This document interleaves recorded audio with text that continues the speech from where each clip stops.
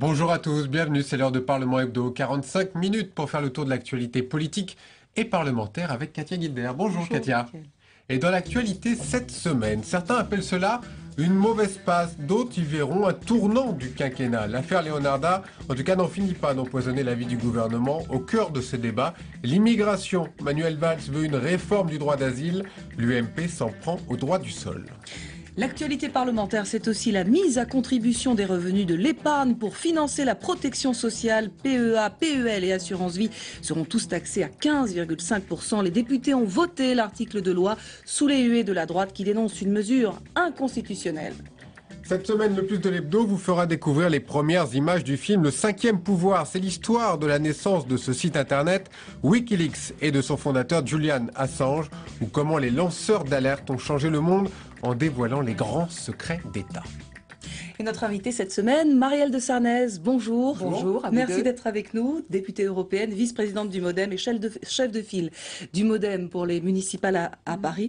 Une question, vous habitez dans le 14e depuis toujours, est-ce que vous envisagez... Depuis toujours, non, mais depuis 10 ans. Depuis longtemps. Vous savez, quand on est parisienne, on a habité dans beaucoup d'arrondissements. Enfin, moi qui suis parisienne, j'habite ici Est-ce depuis que vous longtemps. voyez vraiment vous présenter dans un autre arrondissement? La question des listes est importante, la question de l'endroit où on se présente est important et ça compte. Mais ce qui compte le plus, au fond, c'est qu'est-ce qu'on a envie de faire de cette ville, quels sont les projets qu'on a envie d'avancer, quelle est la gouvernance que nous voulons pour cette ville. Je porte l'idée d'un renouvellement nécessaire. On doit renouveler la manière dont les choses se font et se gouvernent à Paris. On a une gouvernance qui est trop partisane. Je veux du renouvellement. Le renouvellement, ça n'est pas remplacer simplement une équipe par une autre. C'est changer profondément la manière dont on gouverne. Je considère que le maire de Paris et l'équipe municipale, ça doit être une équipe qui est à la disposition de l'ensemble des Parisiens, quelles que soient leurs opinions politiques. Marielle de Sarnez, si vous deviez choisir entre élue de Paris et députée européenne, Les deux. Sauf vous savez qu'il y a évidemment, une non-cumul a priori si j'étais qui maire de rentre en Paris, compte. bien évidemment, je choisirais la mairie de Paris. Si je suis une élue parmi d'autres, je continuerai à assumer mes responsabilités d'élue européenne de Paris pour les années qui viennent. Alors en entendant Marielle de Sarnez, on va passer en revue la semaine, une semaine qui commence sur fond de cacophonie.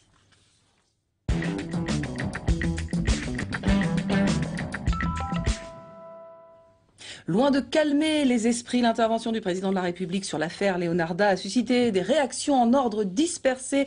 Le sort de la collégienne expulsée divise la majorité et le Premier ministre tente comme il peut de recadrer les troupes. Johan Rela.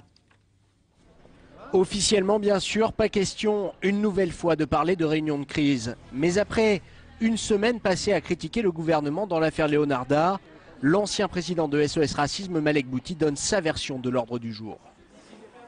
On va se faire gronder. La tentation d'un pouvoir politique quand il est en difficulté, dans son propre camp, quand les gens posent des questions qui sont que ce que les électeurs demandent, c'est de demander de la discipline. Tout le monde en randonnion, voilà. En randonnion, justement, pour cette séance de recadrage, tout l'état-major du PS sur la sellette. Harlem Désir. Ce week-end, il vient lui-même de contredire le chef de l'État en estimant que la lycéenne devait rentrer en France avec sa famille.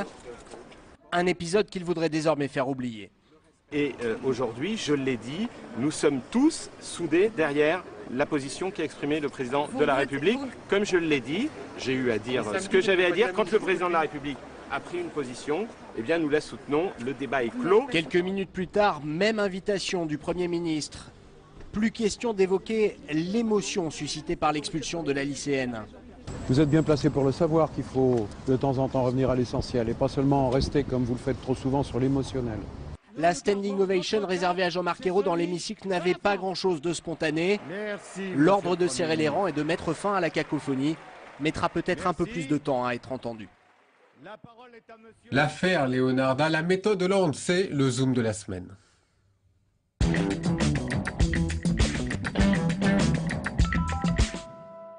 Et avec nous sur ce plateau, Marielle de Sarnez, pour commenter cette actualité, Thomas Guénoulet, politologue au CEVIPOF, c'est le centre de recherche politique de Sciences Po. Marielle de Sarnez, c'est la première question, je m'adresse à vous très directement. L'affaire Leonarda, nouveau couac ou tournant du quinquennat? C'est plus qu'un couac. Je pense que c'est une crise d'autorité au sommet de l'État. Il y a une chose très très simple à dire à nos concitoyens, c'est qu'il faut que les lois soient respectées dans un pays, et c'est comme ça que fonctionne et doit fonctionner l'état de droit. Il y a un droit d'asile politique pour ceux qui sont opprimés dans leur pays, qui doit absolument perdurer, mais pour qu'il perdure, il faut mettre fin à l'ensemble des abus. Et donc Manuel Valls a eu raison dans l'attitude qui a été la sienne, qui est simplement un respect de la légalité. Et la réforme qu'il veut conduire sur le droit d'asile, je l'approuve. Je l'approuve. Elle est très importante. Il faut que les délais soient absolument raccourcis, qu'on ne peut pas laisser une famille attendre 4 ou 5 ans une réponse de l'État. Thomas Guénolé, alors, est-ce que vous comprenez quelque chose, vous, à la méthode de François Hollande? Est-ce que son pouvoir ou son autorité sont affaiblis? Alors justement, pouvoir ou autorité, l'étymologie est intéressante à cet égard. C'est-à-dire que la plupart des gens emploient les termes indistinctement alors que ça ne veut pas dire la même chose. Le pouvoir, c'est la possibilité d'exercer une contrainte pour forcer quelqu'un à faire quelque chose. François Hollande, de par les institutions, a le pouvoir. L'autorité, c'est vous n'avez pas besoin d'utiliser la contrainte ou de la standing ovation sur ordre, par exemple, qu'on a vu. Vous n'avez pas besoin de ça parce que vous avez, aujourd'hui, on dirait autorité naturelle, ce qui est un pléonasme. L'autorité, c'est toujours naturel, ça va toujours de soi, sans même avoir les institutions. Quelqu'un comme Pierre Mendès France avait une immense autorité sans avoir nécessairement le pouvoir. Vous voyez la distinction? Cette autorité-là, François Hollande, visiblement, ne l'a pas. C'est toute la différence, justement.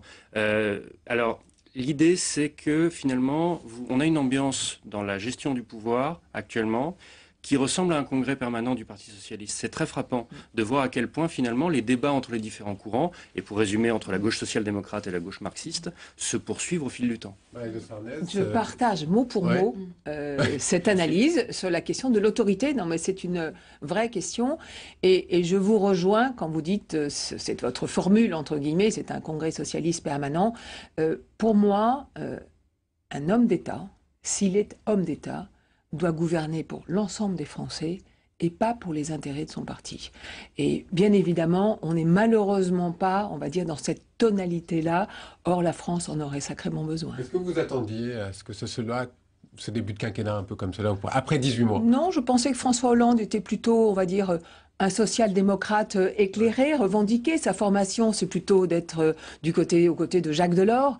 Et puis on a aujourd'hui un président de la République qui n'assume pas cette autorité, qui ne porte pas une vision et qui n'a pas clarifié les choix fondamentaux idéologiques de la gauche.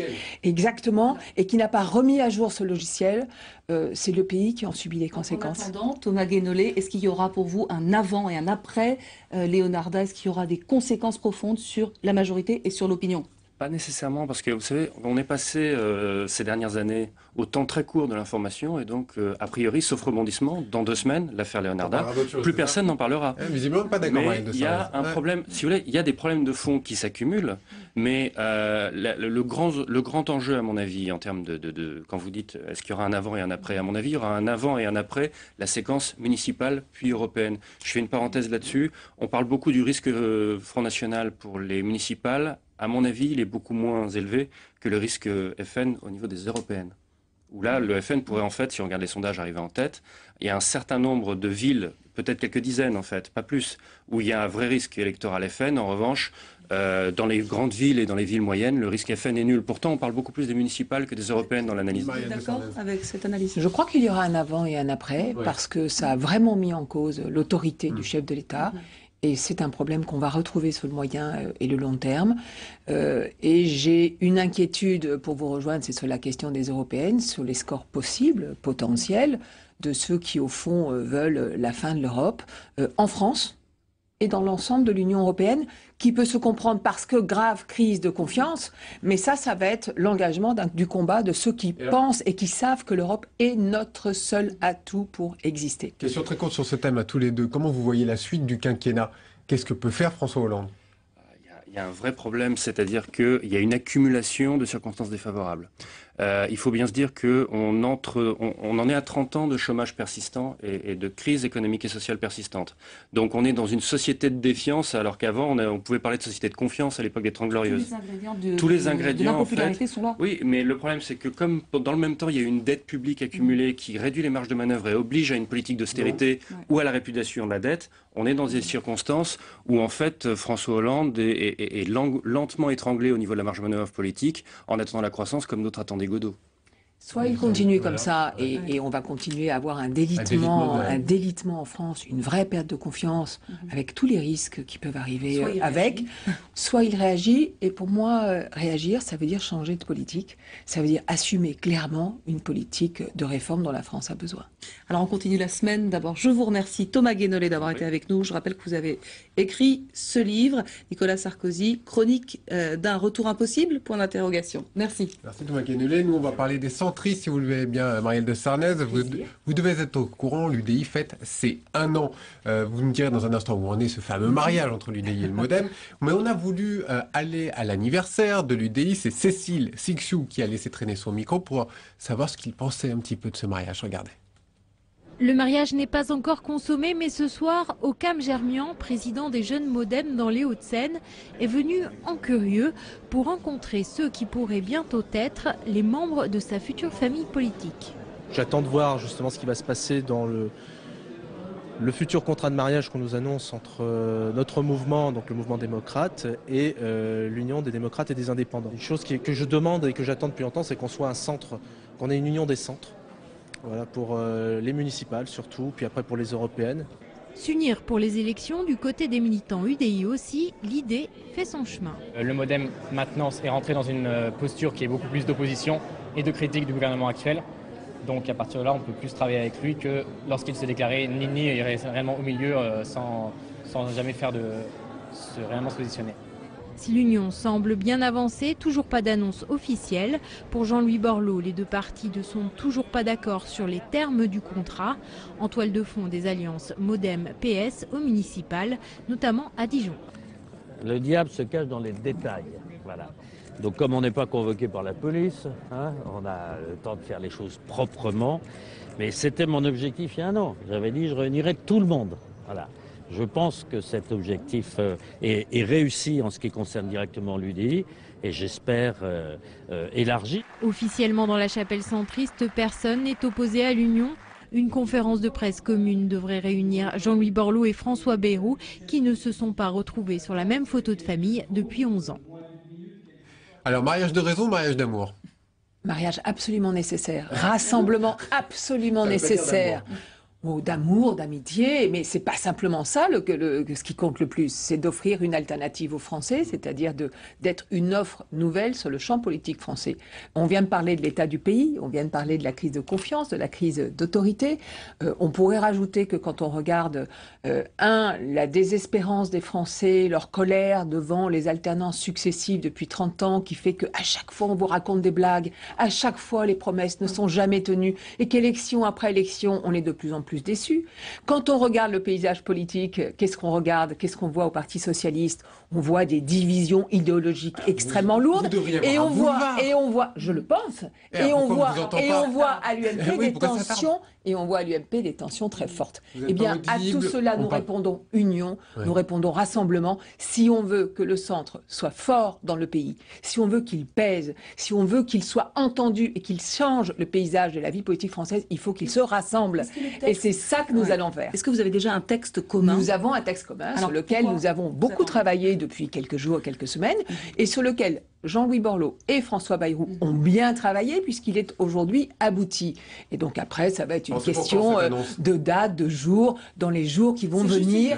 Dans les jours qui vont venir, vous verrez ensemble Jean-Louis Borloo, François Bayrou et leurs équipes respectives pour le début d'une offre nouvelle que nous allons proposer au pays. Et c'est ça qui compte.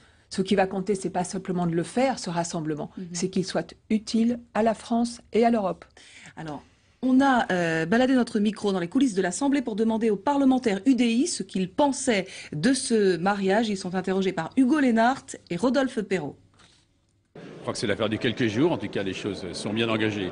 Elles sont bien engagées puisque François Bayrou a dit clairement qu'il était dans l'opposition au gouvernement, dans une opposition constructive, comme nous le sommes.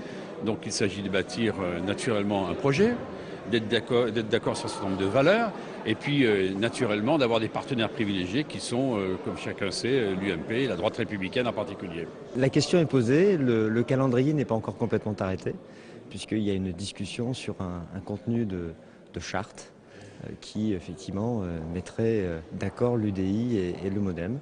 Donc voilà, donc il y a des discussions qui se font comme dans tout contrat de mariage. L'alliance entre Jean-Louis Borloo, l'UDI et François Bayrou et le MoDem, c'est la reconstitution d'un axe central de la vie politique et ça prend quelques temps pour mettre en place les conditions de cette alliance politique. Pourquoi est-ce que nous voulons un socle solide? Parce que derrière, nous voulons être crédibles aux yeux des Français. Et vous savez, quelquefois, pour rédiger un contrat de mariage dans un simple couple, il faut un peu de temps au notaire. Mais c'est le signe du sérieux. Simplement, je souhaite qu'il y ait une clarification politique. On est dans l'opposition au plan national. Opposition constructive, mais une opposition ferme à des choix qui nous conduisent droit dans le mur. Il faut qu'on clarifie la position au plan local. On ne peut pas être dans l'opposition nationale et puis accepter l'idée qu'au plan local, le MoDem puisse soutenir des municipalités socialistes et y participer activement.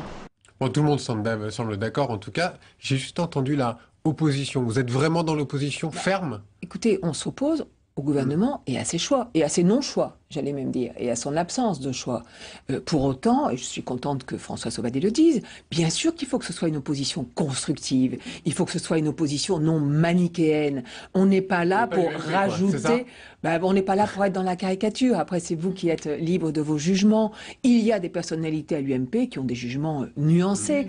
Moi, je fais partie de ceux qui critiquent les choix qui sont faits par le gouvernement, mais qui ont envie que mon pays réussisse. Je ne souhaite pas l'échec de mon pays. Et c'est pour ça qu'il faut une opposition qui propose et une opposition donc intelligente. Vous entendez un petit peu ces voix, peut-être un peu plus discordantes, peut-être qu'elles viennent aussi de l'UMP, qui disent cet accord n'ira pas bien loin, c'est une alliance électoraliste pour les municipales et surtout pour les européennes. Je comprends que l'UMP se pose des questions, mais je pense qu'ils ont tort, parce que c'est absolument nécessaire qu'il y ait dans ce pays un pluralisme. Quand le centre existe et quand il est fort, qu'est-ce qui baisse? Ce sont les extrêmes qui baissent. Et bien sur ce point-là, nous devrions, les uns et les autres, me semble-t-il, nous rencontrer. Mais sur le terrain des municipales, quelle sera la marge de manœuvre politique? Nous déciderons ensemble de ce que nous faisons dans les villes, mais vous savez, dans la plupart des 36 000 communes, on va dire, ce sont des faits locaux dans toutes les petites villes de France.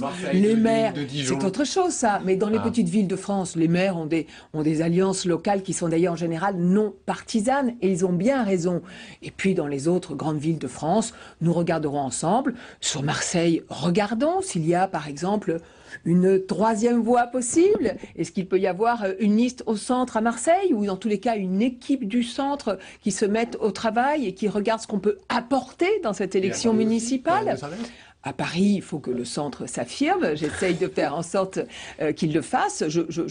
Nous posons un certain nombre de propositions et de contenus sur la table.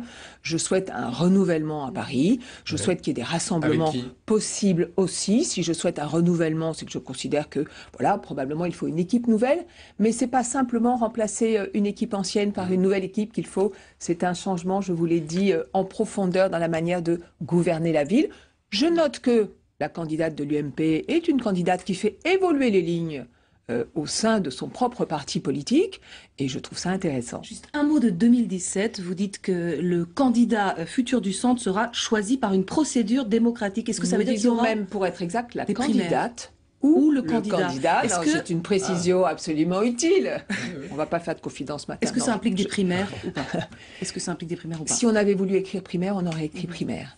Nous disons, le centre aura une candidate ou un candidat, et nous disons, cette candidate ou ce candidat sera choisi par une procédure démocratique. Ça laisse beaucoup de possibilités. Ça laisse la parole au peuple, c'est ça? Mais ça laisse beaucoup de possibilités. Ça nous laisse aussi la possibilité d'innover dans ce domaine-là, comme dans d'autres. Parce qu'il faut que nous soyons une force de proposition nouvelle. On a besoin de construire la France à 10 ans ou à 20 ans. Ça n'est pas une affaire d'élection pour répondre sur la question des élections. C'est une affaire de génération.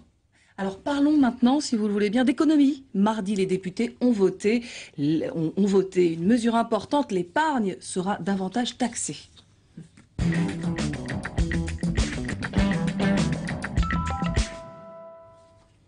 Ramener le déficit de la Sécu à 12,8 milliards d'euros fin 2014, c'est le nouveau défi du gouvernement. Les boissons énergisantes seront taxées et la fiscalité augmentée pour certains produits d'épargne, et ce rétroactivement. Mesure inconstitutionnelle, dit la droite. Marion Lefebvre.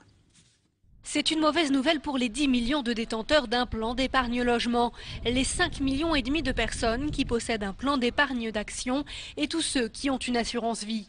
Désormais, les plus-values de tous ces produits d'épargne seront taxées à 15,5%. Cette mesure que nous prenons est une mesure d'équité, car il n'est pas normal que lorsque l'on détient des actions directes et qu'on les vend, on soit taxé à 15,5 et que quand on les détient dans le cadre d'un PEA, on ne le soit pas. Le principe d'égalité, ça existe. Le principe d'équité, ça existe. Et le principe de simplification de nos impôts, ça existe. Car ces plus-values étaient taxées de façon variable, en fonction de l'année d'ouverture du compte et de la date de sortie des fonds. À la tribune, les députés de l'opposition se sont succédés pour dénoncer cette nouvelle hausse d'impôts. L'insécurité juridique et fiscale que vous développez systématiquement avec des mesures rétroactives sont malheureusement tout à fait néfastes. Car la taxation sera rétroactive et s'appliquera depuis le 26 septembre dernier. L'UMP crie au scandale et estime que cette taxe est anticonstitutionnelle.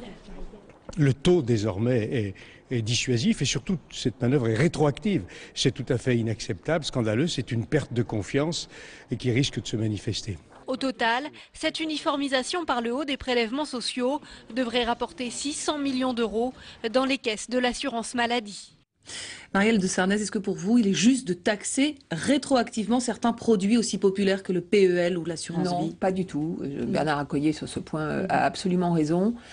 Ce dont on souffre en France, ce dont nos entreprises souffrent, or c'est elles qui créent l'emploi, c'est pas l'État qui crée les emplois, ce sont les entreprises, c'est d'une instabilité totale, juridique, financière, fiscale. Eh bien, ceci ne peut plus durer. Et là, c'est exactement la même chose qui se passe avec l'épargne.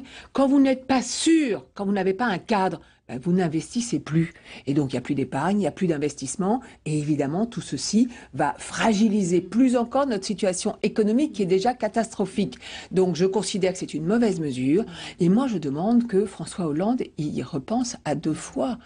En particulier, la taxation de tous les PEL, de tous les jeunes qui avaient, avec des petits salaires, fait de toutes petites économies sur le PEL. Ouais. Et je trouve que... Mais c'est le contraire de ce qu'on voulait offrir à notre pays, c'est-à-dire un espoir pour notre jeunesse. Et je demande que François Hollande revienne sur ces décisions. Et le fait que ce soit rétroactif, ça vous choque également? Mais c'est très choquant. Comment voulez-vous gagner la confiance ou stabiliser une confiance si vous vous dites « Ah ben non seulement les règles vont changer pour demain, mais elles vont changer pour hier ». C'est impossible. Et pourtant, on dit 600 millions d'euros d'économies, en tout cas 450 notamment pour la sécurité sociale. Ça va d'un bon sentiment, non, logiquement. Ça ne va pas d'un bon sentiment. Ça ne va pas d'un bon sentiment. Il y a un moment où on ne peut plus, au fond, stabiliser nos dépenses ou faire baisser notre dépense publique sans faire des réformes et sans conduire des réformes sérieuses. En prenant le temps de les conduire. On ne réglera pas les problèmes de la France simplement par des impôts supplémentaires, des taxes supplémentaires et qui plus est des impôts supplémentaires rétroactifs. On réglera les problèmes de la France en prenant un par un les grandes questions de la réforme par exemple de l'État, de la réforme par exemple des collectivités locales et en allant jusqu'au bout de réformes pour faire mieux en dépensant un peu moins d'argent. Pour vous, la France donne le mauvais exemple en Europe en étant le 2e meilleur taux, 46% du produit intérieur brut, c'est ce que représentent Bien sûr, on a la dépense publique la plus haute d'Europe et on ne peut pas dire qu'on est le meilleur système de protection d'Europe. Donc il y a quelque chose là qui ne va pas et donc ce sont par des réformes profondes qu'on doit passer et pas par de la simple taxation. Je vous propose de passer au mercredi, on va parler du droit du sol.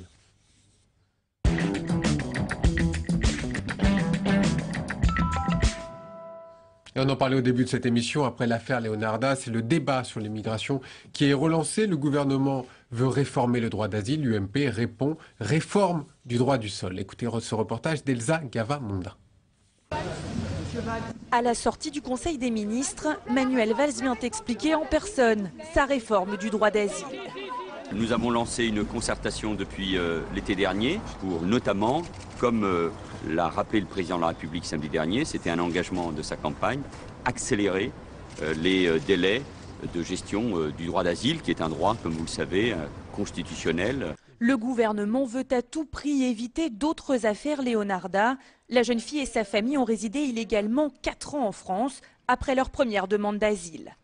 On ne peut plus accepter que, comme on l'a vu à l'occasion de cette affaire, des familles puissent rester sur le territoire pendant 4 ans, de recours en recours, à n'être pas fixées sur leur propre sort. La mission parlementaire livrera ses conclusions mi-novembre avec 2 objectifs. Raccourcir les délais de gestion de chaque dossier. En moyenne, un demandeur d'asile attend une décision 1 an et demi. Et limiter les recours possibles après un refus. Si la gauche s'occupe donc du droit d'asile, la droite, elle, entend s'attaquer au droit du sol, qui permet aux enfants d'étrangers d'obtenir automatiquement la nationalité française à leur majorité, s'ils ont résidé un nombre d'années minimum en France. Il s'agit simplement de dire que des enfants nés en France de parents illégalement installés sur le territoire français ne peuvent pas devenir automatiquement français. C'est incompréhensible. Après une réflexion en interne, l'opposition pourrait déposer une proposition de loi plus globale sur l'immigration. Et voilà le clivage politique qui reprend 2 conceptions, 2 philosophies, droit d'asile, droit du sol. Le droit du sol, c'est une philosophie fondamentale du pacte républicain. Et d'ailleurs, je vois qu'à l'UMP, nombre de responsables et de personnalités politiques l'ont exprimé récemment. Et puis, il faut que nous sachions entre nous que nous avons un droit du sol qui est relatif, c'est-à-dire qu'on ne devient pas français par la naissance, on devient français par le droit du sol en étant resté un certain nombre d'années sur le territoire, en étant resté un certain nombre d'années sur le territoire français. C'est important de dire les choses, c'est très important. Et Jean-François Copé qui veut réformer ce droit du sol, vous êtes d'accord ou pas? Je crois qu'il faut répondre, poser les bonnes questions et essayer d'y répondre. La bonne question, c'est comment on règle, comment on maîtrise la question de l'immigration illégale. Et je pense que la voie choisie par Manuel Valls est la bonne. C'était d'ailleurs ce que Jacques Chirac disait il y a une vingtaine d'années. Là où on a des abus, ce sont dans les demandes de droit d'asile, puisqu'on a à peu près simplement 10% de ces demandes qui sont regardées favorablement et qui ont des réponses positives par an. Ce qui veut dire qu'il y a 30 000 personnes à qui nous faisons des réponses négatives. Eh bien moi je demande une chose, c'est qu'on n'attende pas 3 ans, 4 ans, 5 ans pour dire à ces familles que leur demande de droit d'asile politique est rejetée. Je trouve que Jean-François Copé, on va pas personnaliser. Je considère que vouloir à tout prix reprendre les mêmes mots que le Front National, c'est pas la façon de le faire baisser. La manière de faire baisser le Front National, c'est d'être nous-mêmes, d'avoir une cohérence, d'avoir des convictions, d'avoir nos propres valeurs et au nom de ces valeurs-là, d'apporter des réponses aux problèmes. Le problème, c'est l'immigration illégale. Donc oui, réformons le droit d'asile. D'ailleurs, c'est une parlementaire centriste, en particulier, Valérie Létard, pour laquelle j'ai beaucoup d'estime, qui va notamment remettre un rapport à Manuel Valls, qui va, je le sais, aller dans le très bon sens. Deuxièmement, je considère que nous devons réfléchir à la manière de penser les flux migratoires de demain pour les réguler, et qu'on doit le faire au plan européen et pas simplement au plan franco-français. Voilà 2 propositions que je fais sur la table. Et pour vous, Marielle de Sarnez, c'est le bon moment pour lancer ces réformes et il faut aussi qu'elles soient faites en coordination avec l'agenda européen? Mais il faut qu'elles soient faites en coordination avec l'agenda européen parce que nous avons une question de flux migratoire qui concerne l'ensemble des pays de l'Union européenne. J'ajoute que je suis depuis longtemps, pour que nous ayons un partenariat nouveau Afrique-Union européenne, que l'Afrique est demandeuse, qu'on ne regarde pas assez au fond quelles sont les valorisations, les potentiels de croissance de ce grand continent. Oui, ça peut être une opportunité formidable pour autant qu'on la saisisse. Alors, question d'actualité justement 100% européenne ce mercredi dans l'hémicycle. Les députés ont notamment interpellé le gouvernement sur la politique migratoire de l'Europe, on en parle, et aussi sur l'entrée plus spécifiquement de la Roumanie et de la Bulgarie dans Schengen. Je vous demande solennellement, comme nous l'avons fait par le passé, d'opposer un veto à l'entrée de la Bulgarie et de la Roumanie dans l'espace Schengen au 1er janvier 2014. Pour ce qui concerne Schengen, et vous l'avez dit, mais il faut le dire encore plus clairement, ce n'est pas une question qui concerne l'Union européenne en son sein, mais évidemment l'organisation et la surveillance des frontières extérieures. Il n'y a d'ailleurs pas de décision concernant le 1er janvier de l'année prochaine, le 1er janvier 2014. Il ne faut pas confondre ce sujet-là avec la problématique de l'ouverture au travail. Mais il s'agit tout simplement de dire qu'aujourd'hui, le ministre des Affaires étrangères a déjà eu l'occasion de le souligner, la Bulgarie et la Roumanie ne sont pas prêtes pour entrer dans Schengen et le gouvernement de la France a déjà eu l'occasion de le dire. Alors, il y a beaucoup de confusion autour de ce sujet. Il faut que les ministres clarifient un peu. Et alors, vous-même, en tant que députée européenne, quelle est votre conviction? Est-ce que la France a raison de refuser l'entrée La France a raison de refuser l'accès à l'espace Schengen de la Roumanie et de la Bulgarie. Pourquoi? Parce que quand on est dans l'espace Schengen, les pays qui en sont membres doivent assumer la surveillance des frontières extérieures de l'Union européenne avec d'autres pays. Oui. Schengen, c'est ça, ça n'est que ça. Et ça ne concerne pas la liberté de circulation. Pas du tout. On mélange deux choses. Roumanie et Bulgarie ne doivent pas entrer. Ils ne sont pas aujourd'hui en capacité, tout le monde le sait, de surveiller efficacement leurs frontières extérieures. C'est un petit peu un rose sur Schengen aussi. On agite le chiffon rouge à quelques mois des élections européennes. Mieux, regardez ce qui se passe à Malte ou à Lampedusa.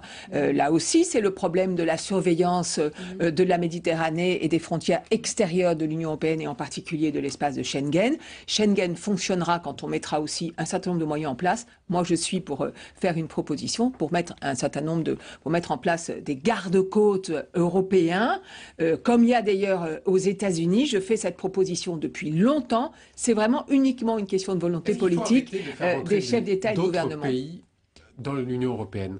Oui, de la Roumanie. Il faut stop. Moi, je vais vous dire concrètement, faisons une pause. Approfondissons d'abord notre Union européenne. Réformons ce qui mérite d'être réformé avant d'élargir. La Turquie, non. Non, la Turquie, non, et d'autres pays, non. Moi, je vous dis, faisons une pause. Approfondissons l'Union européenne.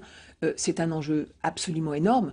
On doit recréer la confiance entre les citoyens de l'Union européenne et le fonctionnement de l'Europe. Et donc, oui, il faut porter un certain nombre de réformes. Et c'est aux Européens que nous sommes de porter ces réformes. Allez, on passe au jeudi. On va parler logement au Sénat.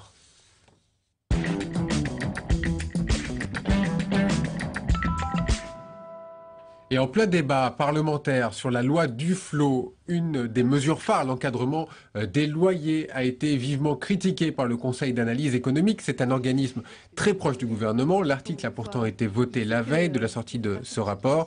Il est jugé inopérant, inefficace, rapport qui remet en cause également les aides au logement. Qu'est-ce que vous en pensez, Marielle de Sarnez, vous qui avez présenté cette semaine votre plan Marshall pour le logement à Paris? C'est-à-dire la production de 100 000 logements supplémentaires, l'innovation avec des baux amphithéotiques, la couverture des gares pour la création de 20 000 nouveaux logements construits. Et alors l'encadrement des loyers. Un vrai plan dont PS et UMP ont dit du bien et donc tant mieux. La loi du flot, qu'est-ce que vous en faites? Loyers, c'est le Conseil d'analyse économique qui a raison.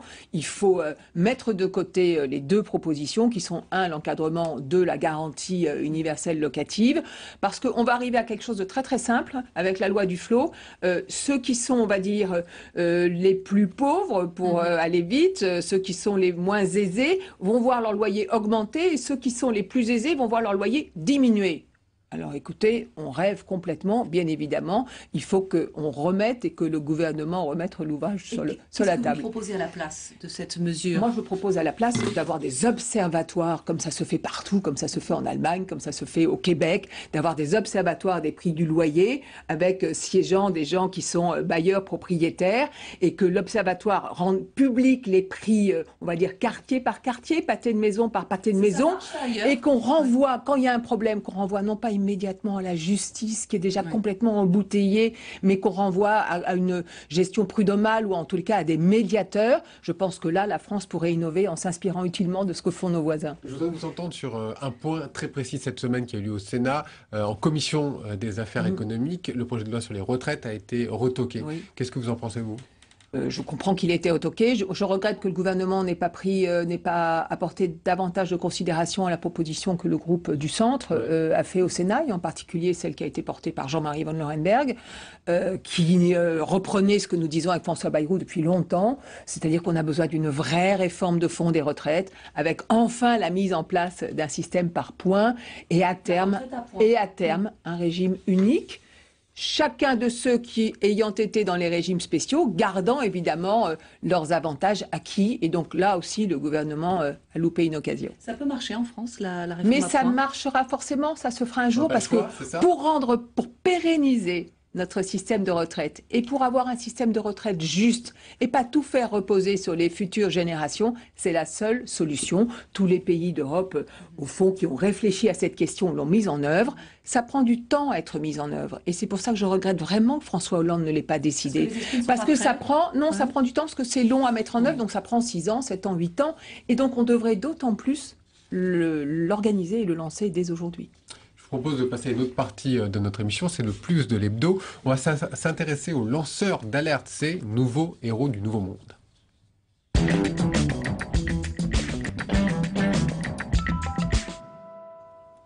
C'est le 5e pouvoir. Wikileaks et ses révélations ont fait l'effet d'une bombe. Un film vient de sortir aux États-Unis. Il raconte l'histoire de l'organisation et de son fondateur, Julian Assange. La sortie est prévue en France le 4 décembre. Un film qui fait déjà du bruit sur fond d'affaires d'écoute américaine. Simon Barbary. Après avoir fait trembler l'administration américaine, les lanceurs d'alerte font tousser Hollywood. Le long métrage Le 5e pouvoir, consacré au fondateur de Wikileaks, Julian Assange, est un échec au box-office. More people and more secrets. But if we could find one moral man, one whistleblower, someone willing to expose those secrets, that man could topple the most powerful and most repressive of regimes. Un flop en partie attribué au plus célèbre cyber-militant de la planète, Julian Assange lui-même, une arme de propagande massive au service des États-Unis, selon lui. Pourtant, ce film se veut une illustration fidèle de la trajectoire de Wikileaks entre 2007 et 2010, période où l'organisation révèle des abus commis par l'armée américaine en Irak et en Afghanistan, époque aussi de ce que l'on a nommé le Cablegate, riche en milliers de documents diplomatiques. The White House today blasted the leak of over 90,000 military documents. The military logs expose hundreds of informants. There are lives at risk here. Le 5e pouvoir dans les salles françaises le 4 décembre prochain soulève une question cruciale.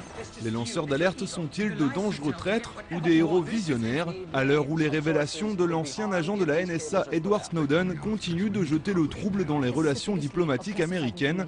Les lanceurs d'alerte, à défaut d'avoir un rôle majeur à Hollywood, sont déjà des acteurs puissants dans le cercle très fermé des relations internationales.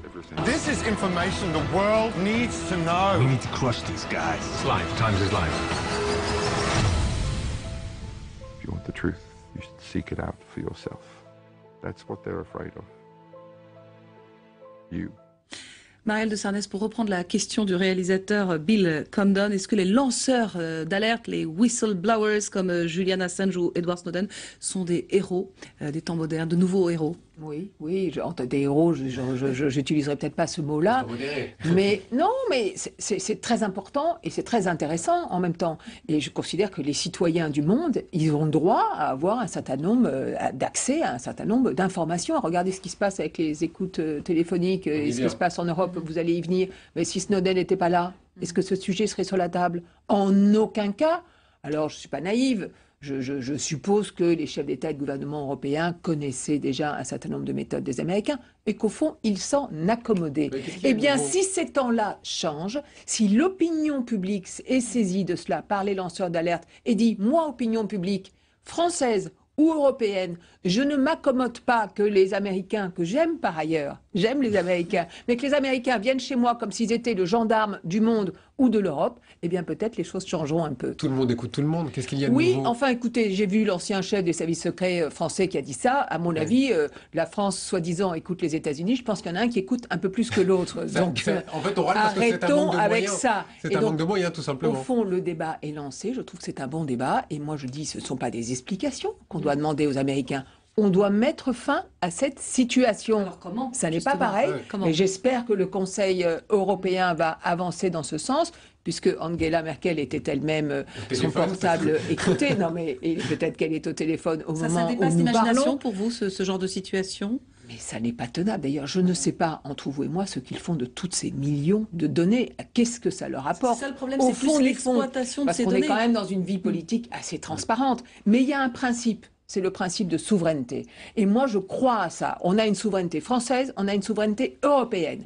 Et donc, ça n'est pas aux Américains de venir faire la police ou le gendarme chez nous. Le New York Times écrit cette semaine, le ton sévère de la France révèle plutôt du théâtre politique plutôt qu'une réelle indignation. Oui, c'est normal. Tout ça, ils sont tous accoquinés les uns et les autres.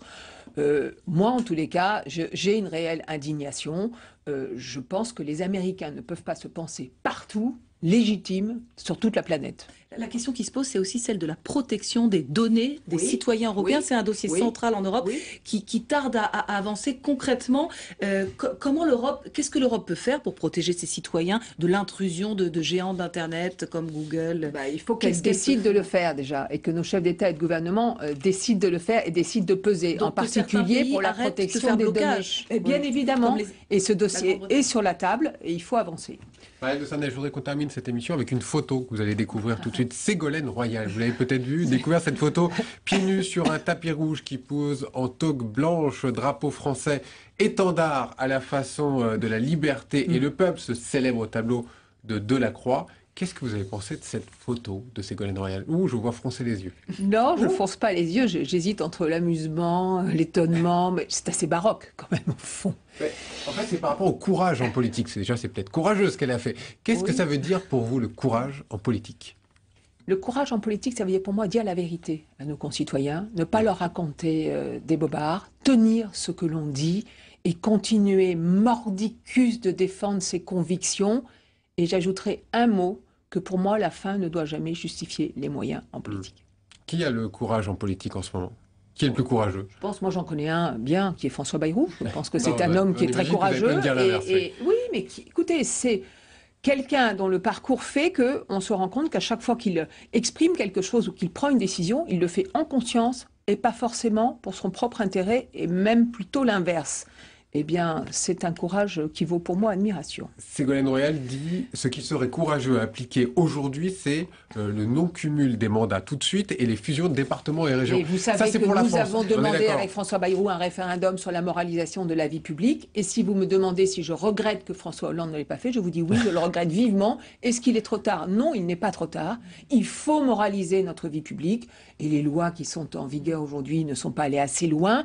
Et François Hollande devrait faire appel au référendum pour imposer aux élus ce que la plupart d'entre eux, évidemment, se refusent à eux-mêmes. Le courage en politique et ailleurs en Europe, ce serait illustré par qui, pour vous? Angela Merkel? Angela Merkel, franchement. Alors, parce que, je vais vous dire pourquoi. Tout à l'heure, on disait, il faut faire attention, il ne faut pas courir comme ça après le Front National, il faut rester campé sur ses convictions, il faut avoir de la cohérence. Quand on a de la cohérence, comme Angela Merkel, eh bien, on devient un repère. Et quand on est un repère, on pèse et on peut faire rayonner un certain nombre d'idées. Et moi, je regrette qu'il n'y ait pas assez de cohérence dans la vie politique française, de cohérence au gouvernement, de cohérence chez le chef de l'État. C'est comme ça que l'on peut être fort, c'est en cohérence. Les courageux de la semaine, François Bayrou, Angela Merkel. Oui, absolument. Merci beaucoup, Marielle de Sarnez, d'avoir participé à notre émission. Bonne semaine, Katia. On se retrouve pas la semaine prochaine, 1er novembre, dans 2 semaines. Très bonne suite de programmes sur les chaînes parlementaires. Et merci de votre fidélité.